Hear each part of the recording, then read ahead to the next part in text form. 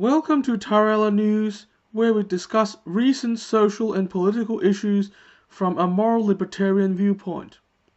What I'm trying to do is to take a stand for this particular brand of principled classical liberalism, to help build a sphere of conversation around our ideas, and to hopefully increase the currently dismal classical liberal representation in a world otherwise too full of identity politics and fake news.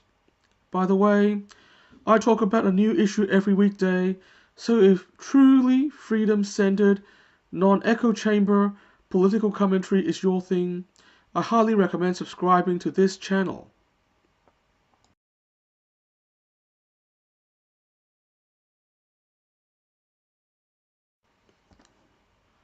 In recent years, conservatives have been trying to make their movement sound cool and countercultural, or rather, sound cool because it's countercultural.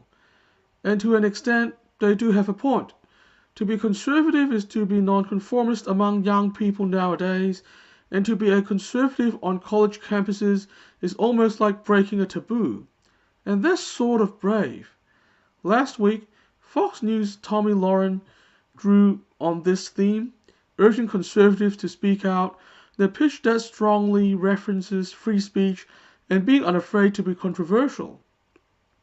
Also, in the same week, there was this video from Michael Knowles at the Daily Wire titled, "How Did I Become a Conservative?" In the video, Knowles pointed out that being conservative is contrarian, and of course, being a contrarian is cool. But is being a conservative the most contrarian, the most nonconformist, and hence the coolest thing around? I doubt it. I mean, it's more nonconformist than being a lefty, but it's still conformist. To what extent is conservatism conformist? You only need to watch some Fox News or follow some right-leaning YouTube channels to know that they generally have a similar viewpoint. To express any sympathy to any left-leaning viewpoint would be seen as heresy in conservative circles.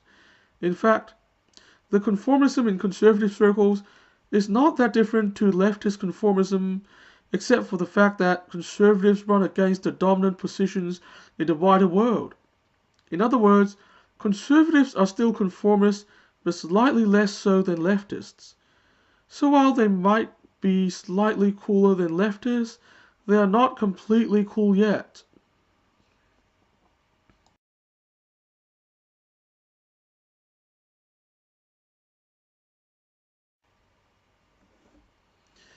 So what's completely nonconformist and therefore completely cool? It would have to be moral libertarianism with its focus on equal moral agency for all individuals, on an individual by individual, issue by issue level. Why? We support every individual having the freedom to make up their mind and speak their mind on every issue without social pressure from the tribe.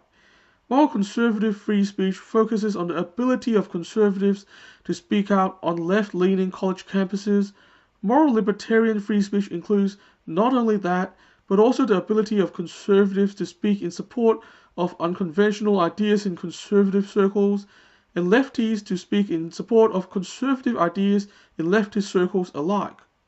I mean, Tomi Lahren should at least understand the importance of this, having gotten into trouble with some conservative circles.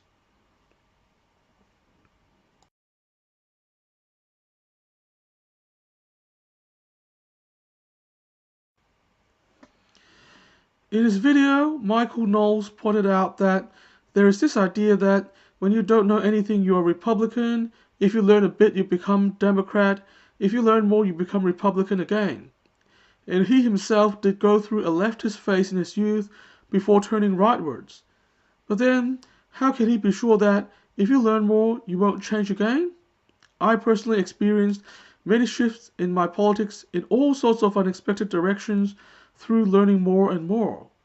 Therefore, I would argue that if you have learned enough, you should become a moral libertarian just by looking back at your own history and realizing how wrong you were at every stage in the past.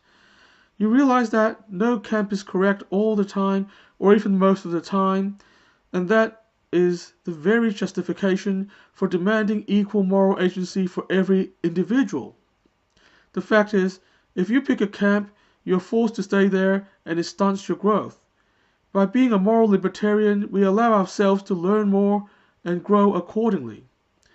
That's all for today. I'll be back with more moral libertarian commentary tomorrow. Be sure to subscribe so you don't miss it.